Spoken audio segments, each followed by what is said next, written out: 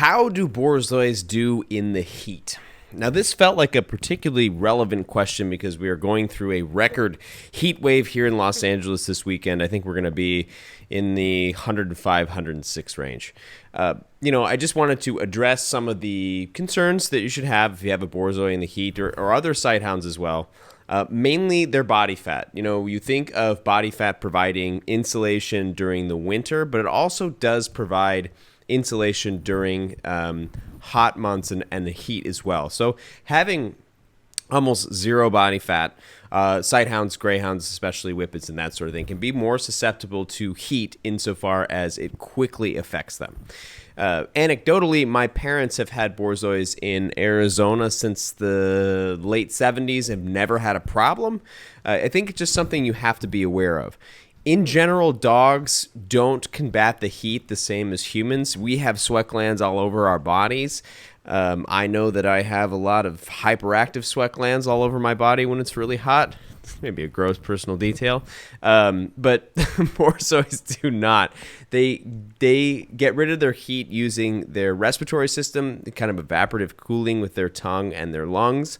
They also have some limited capacity to sweat in the pads of their feet. So they have a higher natural body temperature, sometimes 3 to 4 degrees hotter than our body temperature. So they're starting at a higher plane when they get there. Basic stuff, absolutely never leave your dog in a car. I shouldn't have to say that. It's so readily known, but every year people leave their dogs in their car. Even with the windows open, it's bad. So with a Borzoi, having low body fat, also being covered in a luxurious winter coat, you have to be careful.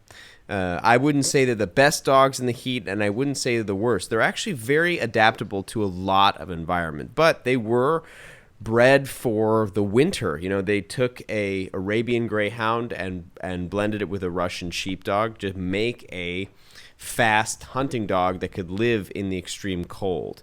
So you have to just, be aware of it.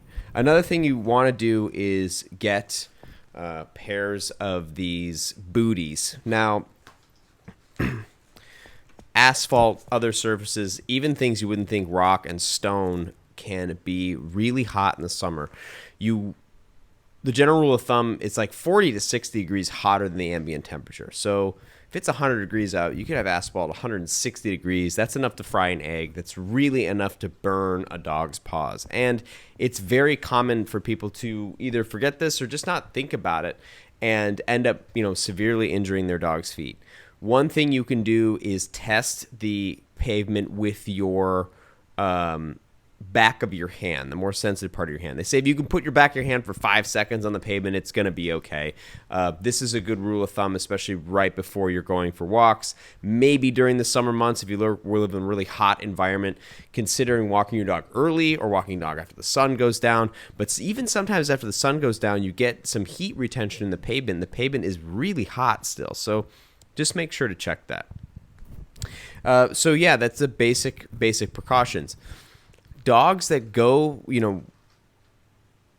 heat exhaustion and, that sort of thing can be a really severe problem. Your dog will exhibit a lot of terrible signs, excessive panting. They get very weak and they get, just completely out of it, just like a human does.